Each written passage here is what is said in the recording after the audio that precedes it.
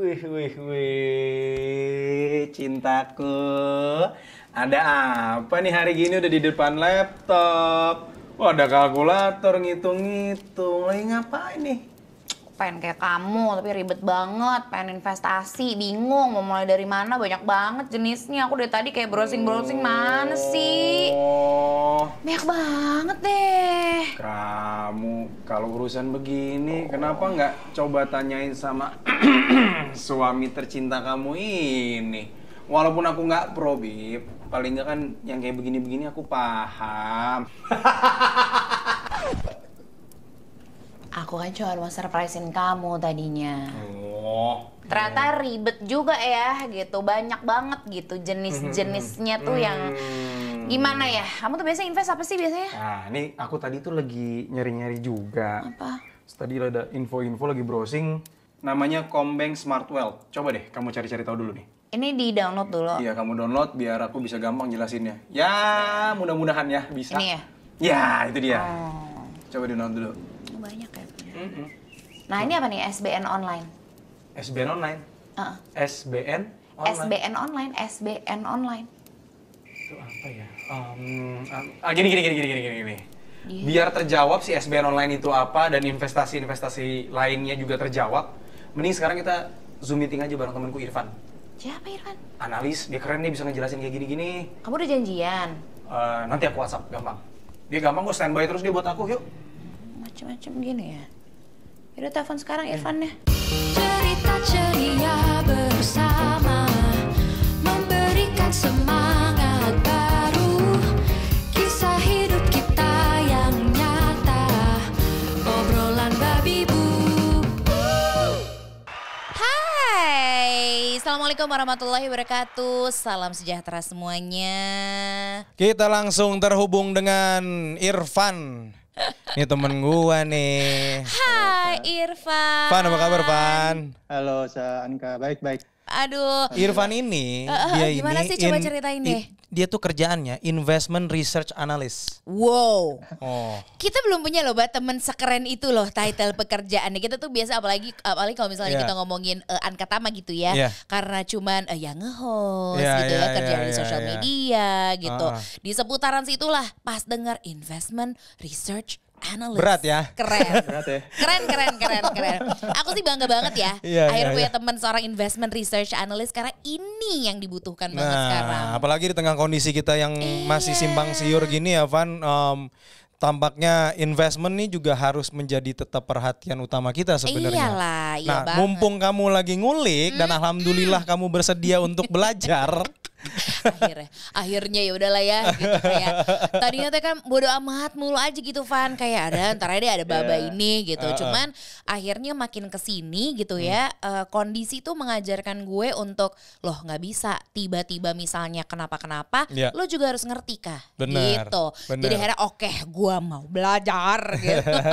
Dan nggak sulit ya, nggak sulit Ternyata gitu. enggak. Mudah banget ya. Benar-benar kayak sesimpel gitu. Hal apa sih yang sebenarnya harus kita siapin ketika kita tuh mau investasi Van gitu. Selain misalnya kayak ya mental siapin Nah, gitu. gimana Apa tuh, sih Van? Van? Nah, sebenarnya ya kalau menurut gua itu kita yang orang yang mau investasi gitu ya, itu harus ngecek dulu kesehatan keuangannya Oke. gitu. Karena kalau misalnya nggak sehat, percuma investasi gitu. Ya benar ya, Karena benar. sama lah kayak orang sakit gitu ya. Kalau sakit ya mesti dibenerin dulu penyakitnya gitu baru Iya. bisa yang lain. Nah, investasi juga gitu. Jadi kita start awalnya itu sebenarnya kalau menurut gua adalah dari ngecek kesehatan finansial. Step-stepnya gampang, bisa mulai dari cek aset sama kewajiban lah, itu paling gampang. Oke. Aset tuh apa aja sih, kayak punya aset lancar gitu ya, misalnya ada tabungan, deposito, mungkin udah mulai investasi, ada logam mulia, ada reksadana dan sebagainya. Terus aset yang nggak lancar tuh biasanya yang kita pakai sendiri, aset pribadi, misalnya punya mobil gitu ya, properti, tanah gitu. Lalu dibandingin sama kewajiban yang kadang-kadang ya kita di zaman sekarang kayaknya jarang ya nggak punya ini ya, apa namanya? Tagihan, cicilan. Ngomong loan aja nggak enak gitu ya. Iya. Dulu mungkin nggak kepikiran sama sekali. Nggak, gua nggak mau. Nggak ya. mau. Iya. Tagihan kalau bisa gitu ya, semuanya tuh beres, pos-pos selalu aman. Tapi akhirnya kita dihadapkan Van Iya, sama betul. kondisi yang apa dana darurat sampai harus kita korek-korek. Ada juga gitu yang kayak kan. gitu. Belum lagi ya itu tadi tagihan kayak misalnya kita deh ada cicilan rumah. Iya. Iya. Itu cicilan yang lain-lain juga lah. Iya, masih gitu. ada pasti. Masih banyak, masih rame gitu. Jadi berarti itu ya yang harus harus diperhatiin banget sebelum kita berinvestasi. Udah pasti harus cek kesehatan finansial itu dulu gitu. Nah kalau kita ngomongin soal cash flow bulanan positif gitu, jumlah pemasukan lebih besar daripada jumlah pengeluaran. Ya, itu perlu. Jadi kayak gimana tadi ya, tuh? udah ngebandingin misalnya gue punya aset apa aja sih, bandingin sama gue punya kredit apa aja sih, Iya. gitu ya, yang masih outstanding. Nextnya kita mesti tahu cash flow gitu. Cash flow biasanya kebagi dua nih, ada yang bulanan, ada yang tahunan lah ya, ini secara general gitu. Oke. Dan harusnya cash flow itu positif. Kalau negatif, nah itu artinya bocor bos. Gitu, entah itu bocornya halus atau bocornya nggak halus. Nggak halus ya, bocornya gede banget nih. Bocor gede gitu, jadi mesti Susah. ditambal dulu kan, otomatis Iya. kalau kayak gitu kan. Iya. Cubles juga udah gak ngaruh nih. Udah nggak harus. Nah, masalahnya kalau misalnya pemasukan sama pengeluaran ini, kadang-kadang orang tuh gampang kalau ditanya, lo punya penghasilan berapa? Sekian juta, sekian ratus juta, sekian 1 M gitu. Gampang. Ketika orang ditanya, lo pengeluaran lo sebulan berapa? Pasti ada 1-2 detik atau 5 detik jeda diem. Iya Saking kayak aduh. Banyak lagi Ya, gitu. banyak. Karena orang lo kadang-kadang cuma lebih fokus ke penghasilannya, nggak fokus ke pengeluarannya. Artinya kalau misalnya dihitung-hitung, ternyata nih pengeluaran bulanannya lebih besar daripada yang pemasukannya. Artinya ya Itu. boncos gitu. Boncos. Itu makanya itu yang perlu diperhatiin dulu ya. Jadi sebelum kita next step-nya adalah ke investasi. Gitu.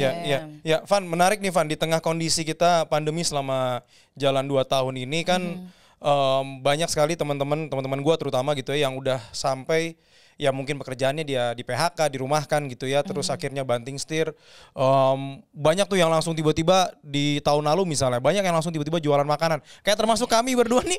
Sumpah Van kita sampai punya dagangan tuh masing-masing. Iya. Sampai kayak apalagi yang harus Apalagi kita lakuin dari ya, mulai gitu. jualan durian gitu tahun lalu kan. Jualan durian, iya benar. Terus habis itu tahun ini ya itu ada Gureso, ada Jawa Ada Jawa Ika. kita jualan makanan sama, ya kan kita jualan makanan gitu. Usaha seadanya Nah, gitu. tapi kalau misalnya yang sampai nggak bisa usaha terus dirumahkan dan mereka harus menggunakan dana daruratnya gitu. Ini kayak gimana nih model investasinya harus diperhatikan kan kalau urusan dana darurat kayak gini, Van? Betul, Iya. gimana baiknya? Jadi sebenarnya sungguh beruntung gitu ya teman-teman yang sebelum pandemi ini gitu ya udah punya cadangan dan darurat. Itu sangat beruntung. Iya. Gitu memang fungsinya dan darurat adalah ya kondisi seperti ini gitu. Kondisi ketika kita kehilangan penghasilan gitu entah kita mungkin perusahaannya di PHK di perusahaan atau mungkin bisnisnya tiba-tiba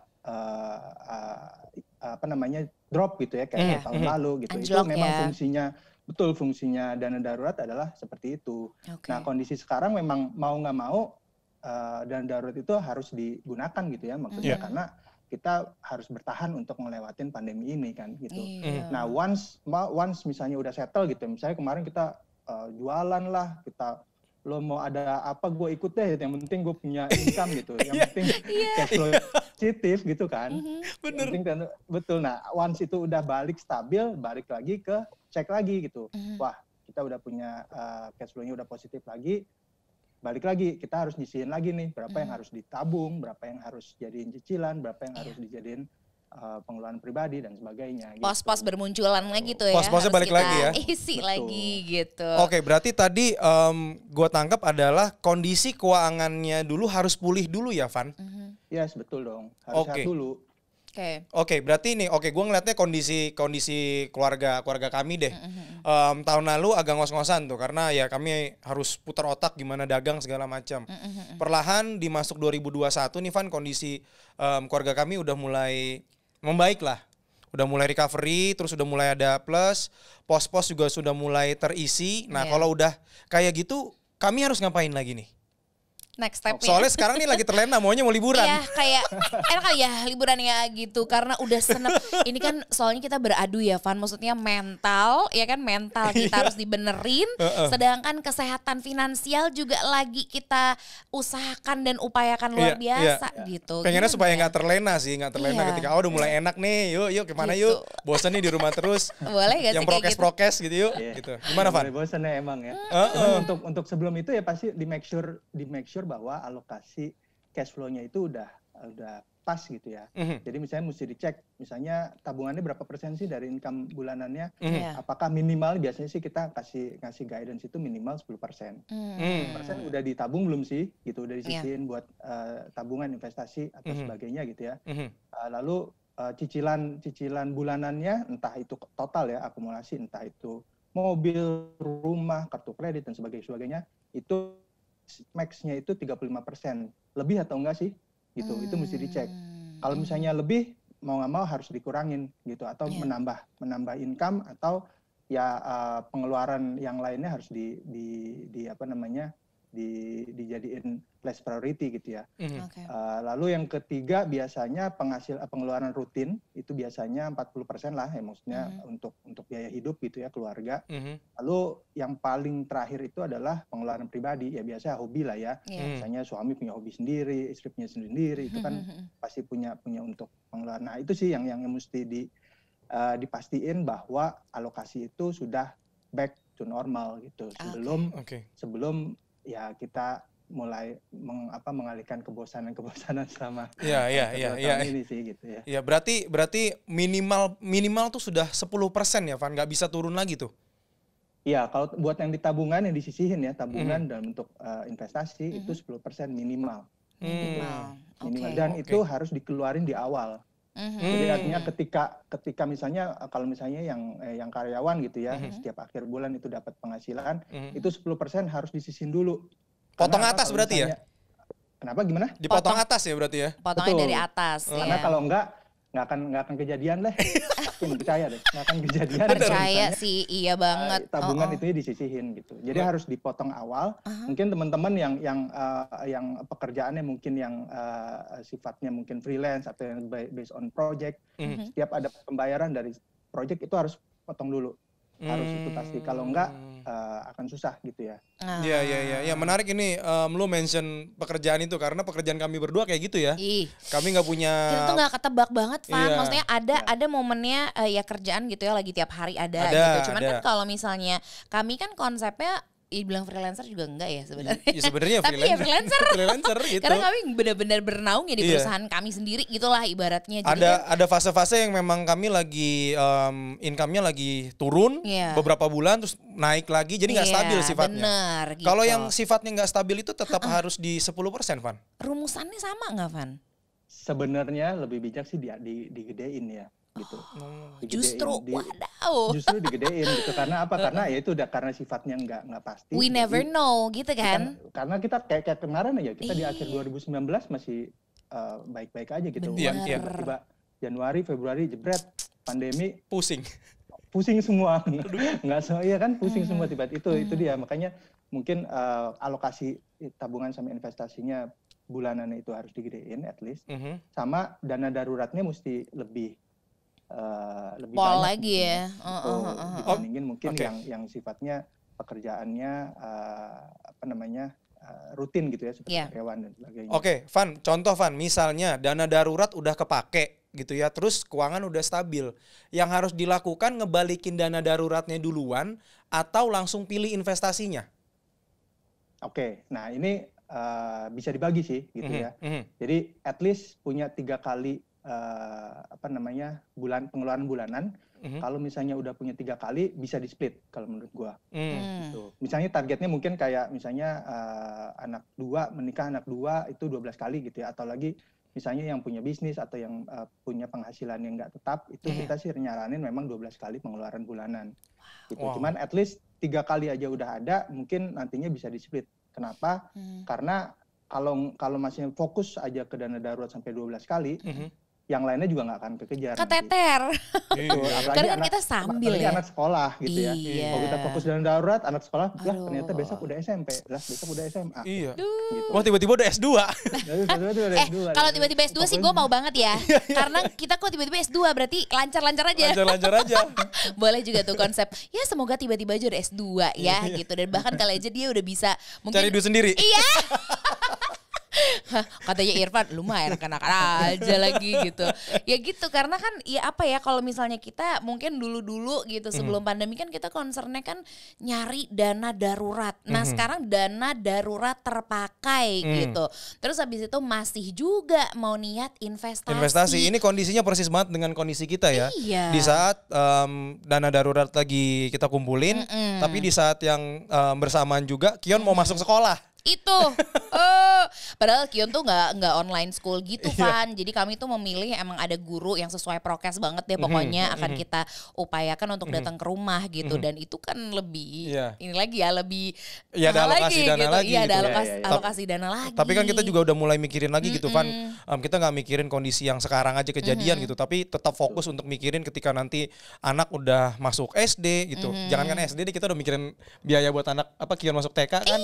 Masuk TK, SD, SMP, harusnya SMA. Harusnya sekarang kan soalnya. Sekarang. Harusnya Juli itu masuk kan dia. Semuanya kan kemarin Juli ini lagi mulai online school lah gitu. Oke. Kion tuh belum, kita masih bertahan Van. Jadi nanti ada guru yang insya Allah datang ke rumah di bulan ya Agustus maunya gitu. Nah kalau dengan kondisi profil keluarga kami nih, contoh buat contoh ya Van, biar gue gampang ngertinya nih. Benar. Karena ngomongin keuangan paling enak, paling gampang untuk pakai kasih contoh doang. Kayak gimana tuh kondisinya keluarga kami begitu? Gimana? Ya, jadi kalau misalnya tadi udah kondisinya udah mulai balik lagi gitu ya, membaik lah ya, at least membaik. Nah itu kalau misalnya yang pertama alokasinya udah oke, dilihat dana darurat dulu. Gitu. Dana darurat apakah sudah 3 kali? Kita biasanya minimalnya itu 3 kali. Misalnya udah 3 kali, baru bisalah di split untuk tujuan investasi yang lain, gitu ya. Nah sebelum investasi mesti di list dulu nih. Jadi dana darurat udah ada, baru dicek tujuan keuangannya apa, terus profil resiko dari masing-masing keluarga gitu ya, atau individu itu seperti apa. Baru nextnya itu dicari instrumen apa kira-kira, instrumen investasi apa kira-kira yang cocok dengan tujuan dan profil resikonya gitu. Oke, kalau misalnya tujuan investasinya adalah untuk yang tadi gue bilang dana pendidikan gitu, untuk Kion nih, untuk sekolahnya. Tapi gue juga pengen ada bentuknya sifatnya pengen tabungan buat liburan. Mau-maunya si Baba aja ini mah Van. Iya, Van boleh dong.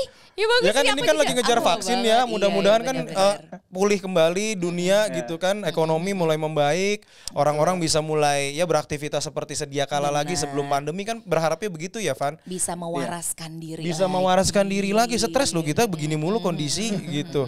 Nah kalau kondisinya begitu gimana Van? Kira-kira yang cocoknya Van? Jenis-jenis investasinya yang ada di Kombank Smart Wealth nih kayak gimana? Karena Anka nih kan lagi ngulik banget aplikasi ini kan. Aduh, kayak iya sih dengar kayak reksadana pasar uang, terus reksadana pendapatan Wih, gitu, keren. terus surat berharga gitu kan. Nah di surat berharga yang gue nyerah. Itu sih Gue belum tahu. denger mah iya, Iya. nyari info sih tapi denger dari kayak seorang investment research analyst itu legit kan. Nah, makanya gue benar-benar ingin sekali Irfan mengajariku dalam waktu singkat ini Van.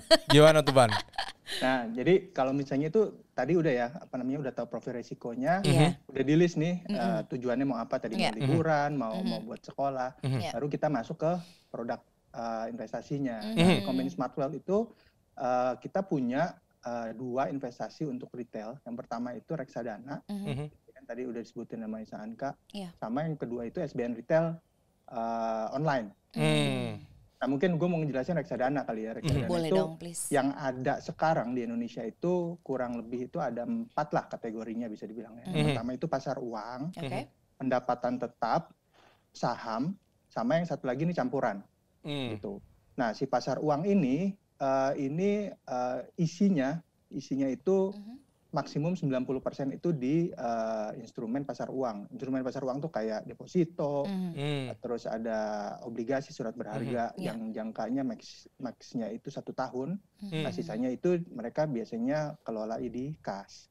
Nah, reksadana pasar uang ini cocok untuk profil risiko yang pemula gitu ya, profil risiko yang konservatif atau pemula, investor pemula, dan ini cocok untuk tujuan investasi yang jangka pendek. Jangka pendek tuh terbilangnya berapa tahun, Van, kalau sekarang? Berubah nggak sih? Biasanya kita at least 1-2 tahun lah. Oh, maksimal mentok di 2 tahun lah gitu ya? Betul. Oke. Berarti itu untuk biasanya cocoknya di pasar uang, reksadana pasar uang. Oke. Terus. Itu. Nextnya pendapatan tetap, reksadana pendapatan tetap, ini isinya itu 90%, 0-90% itu di efek obligasi atau pendapatan tetap. Itu sisanya di pasar uang kayak tadi kas dan sebagainya. Nah, ini cocoknya untuk yang punya profil risiko itu yang moderat dan tujuan investasinya itu lebih menengah panjang. Ya, menengah panjang itu artinya bisa dibilang 3-5 tahun lah ya. Gitu. Nah, nextnya itu reksadana saham. Nah, reksadana saham ini 90% max di efek saham, sisanya di pasar uang. Nah, karena dalamnya itu banyaknya di saham, di mana investasi di saham itu lebih lebih beresiko gitu ya. Jadi ini lebih cocok untuk profil resiko yang agresif gitu dan untuk tujuan investasi yang jangka panjang. Biasanya itu mungkin lebih dari 5 tahun gitu ya, bahkan 10-15 tahun. Contohnya kayak untuk pendidikan anak gitu ya.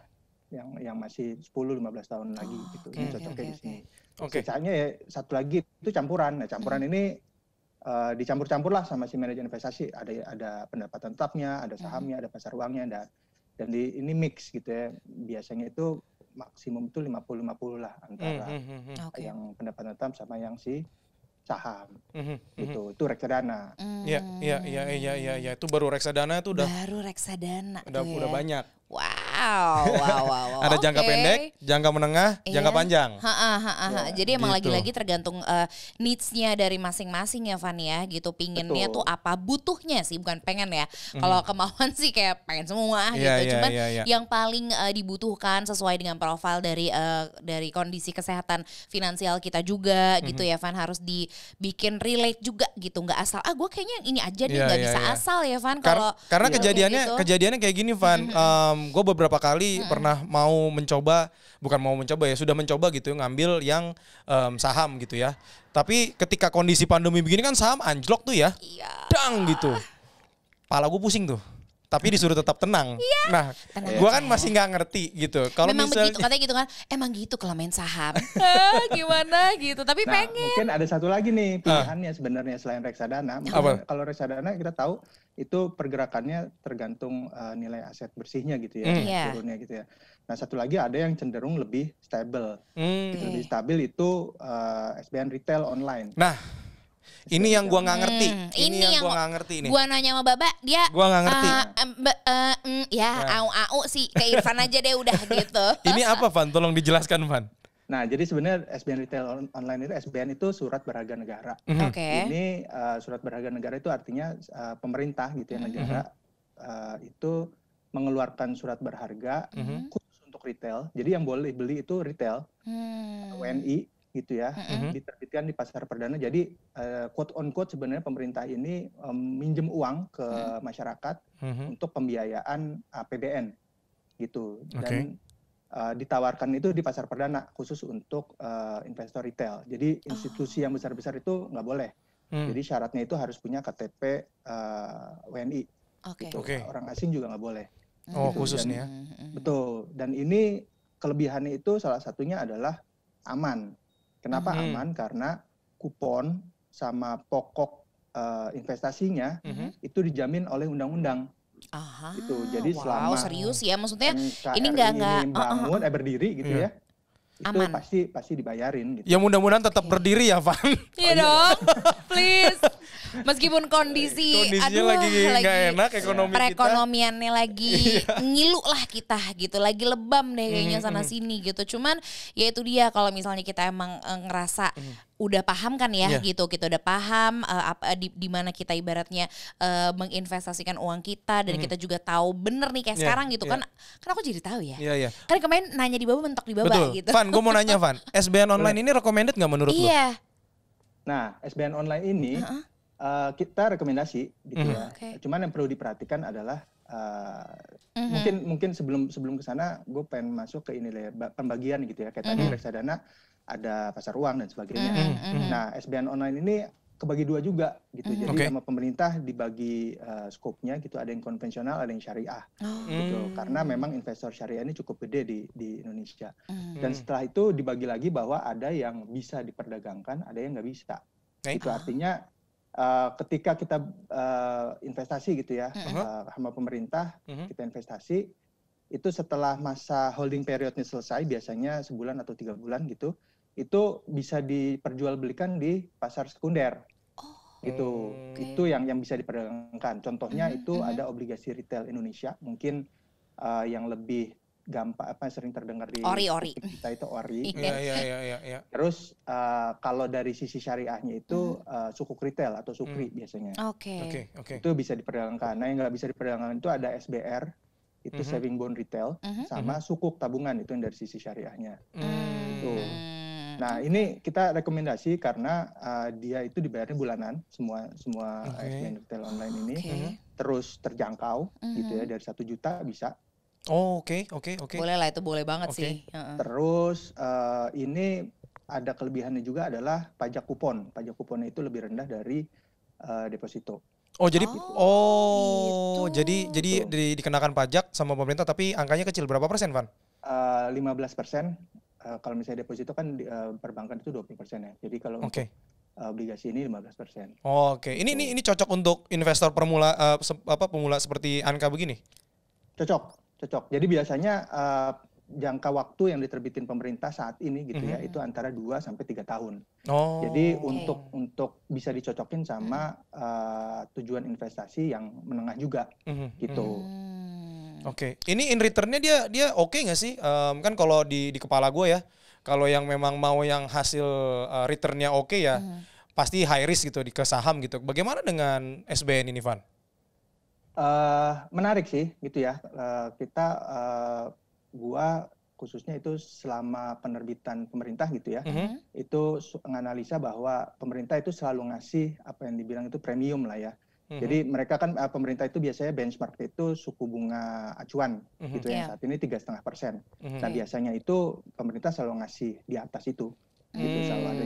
Jadi kalau misalnya dilihat memang relatif jauh lebih menarik ketika dibandingin mungkin dengan tabungan atau deposito. Oke. Gitu. Pertanyaan khusus nih. Kalau misalnya SBN ini terpengaruh nggak sama gejolak politik negara? Wow, ya karena kan ini makin karena kan ini surat berharga negara yang dikeluarkan oleh negara sama pemerintah.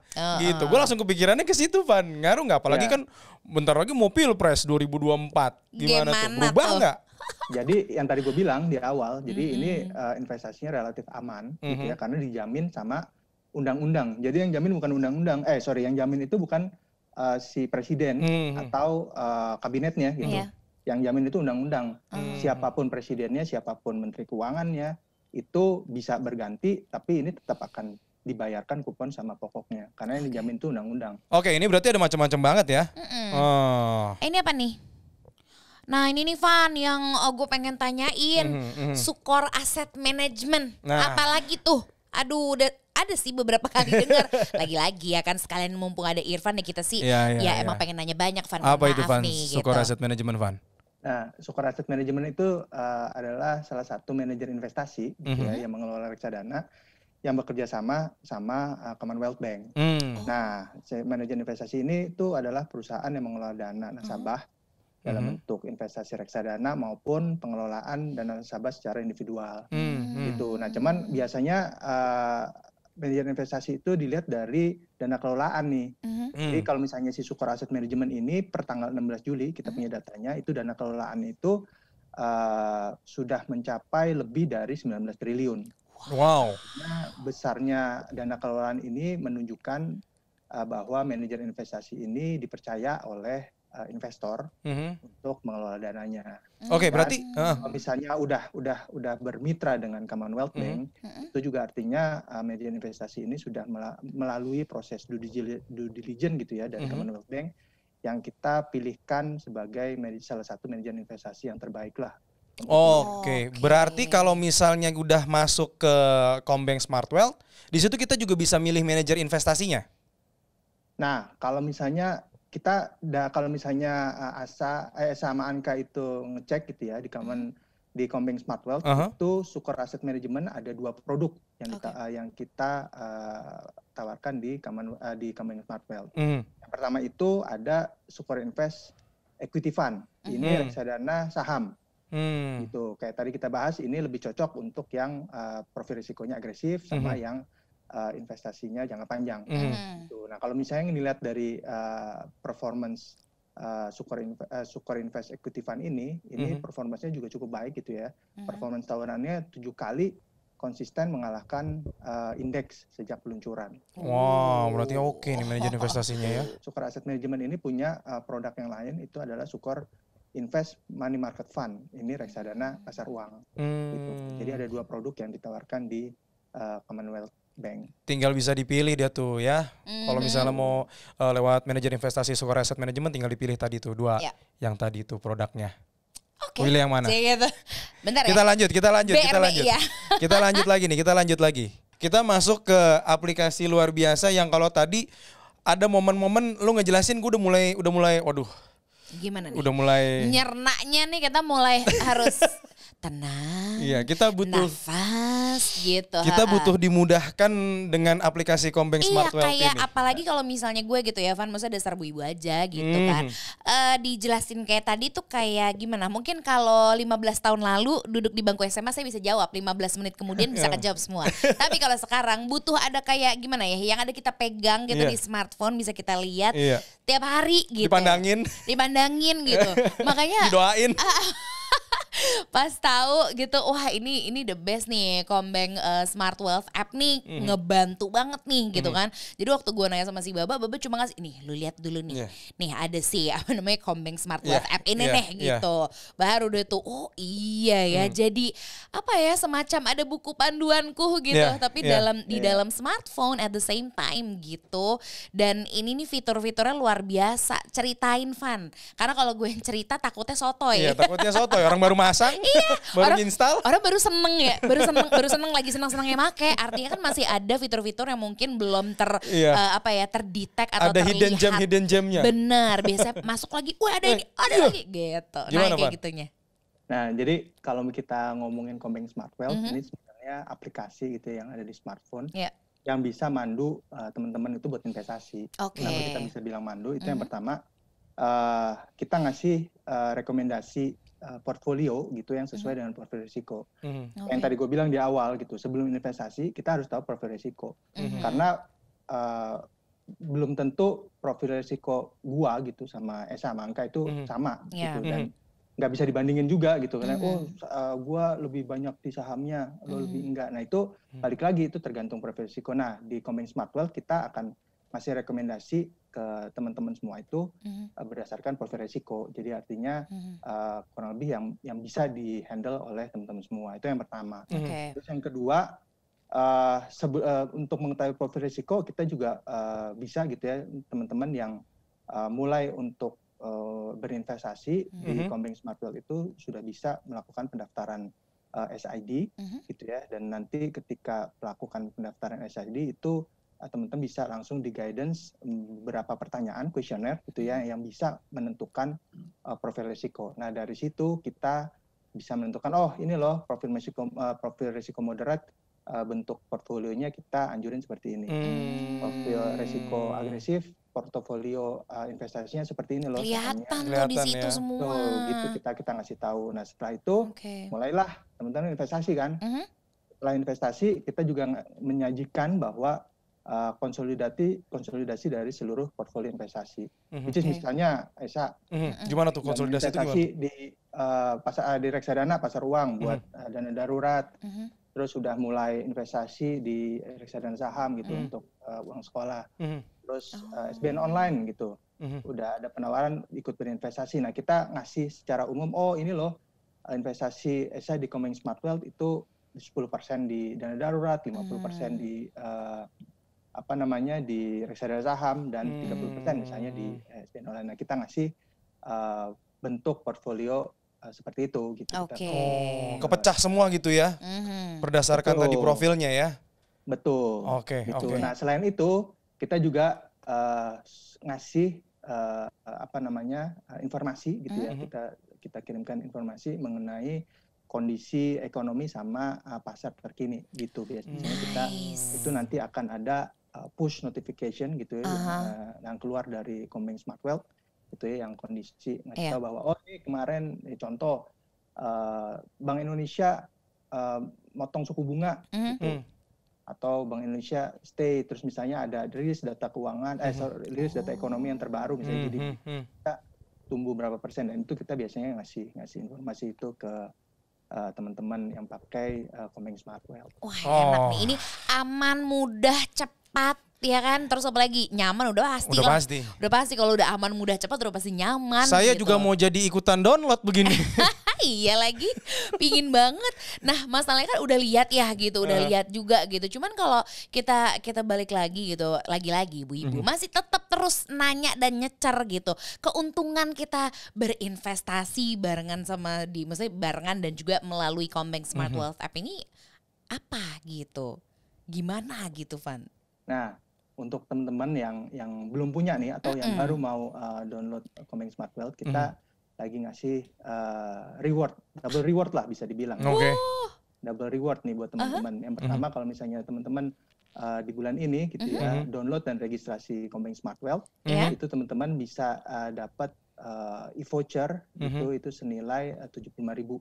Wih, lumayan loh. Itu ketika sudah download, sudah lihat ini aplikasinya Combank Smart Wealth, teman-teman sudah mulai investasi, kita ngasih cashback itu net 75% dari biaya pembelian teman-teman, biaya pembelian reksadana.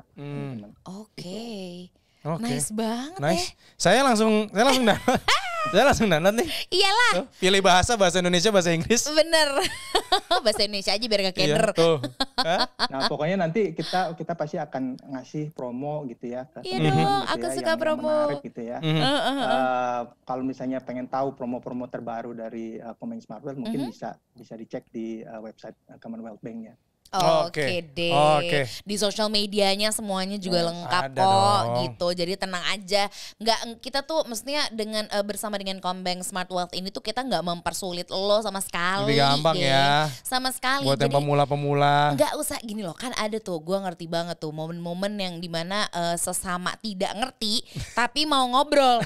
Karena semua ngomongin itu gitu kan. Lu mendingan download tuh si Combank Smart Wealth apps ini gitu. Karena di smartphone lo, jadi nanti orang-orang ngobrol, lu buka, lu lihat diem-diem situ. Nah itu tuh nyambung banget karena semuanya ada. Orang data-data juga dirilis di situ kan. Jadi kita juga sebagai yang ibaratnya pemula lah gitu tuh juga bisa terbantu. Langsung advance nih gitu. Bisa ibaratnya bisa cepet lah prosesnya gitu.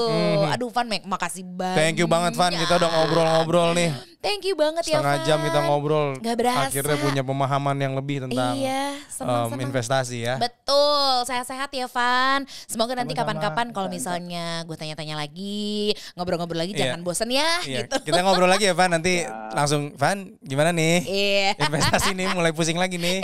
Gue langsung nanya-nanya lu ya. Masalahnya lagi-lagi investment research analyst gitu kan akan selalu menganalisa. Jadi ntar kita tanya-tanya Irfan lagi aja. Dah, gue mau lanjutin lagi nih. Yuk, lanjut lu. Investasi dulu. Nah kan udah mulai muncul nih, mulai sekarang.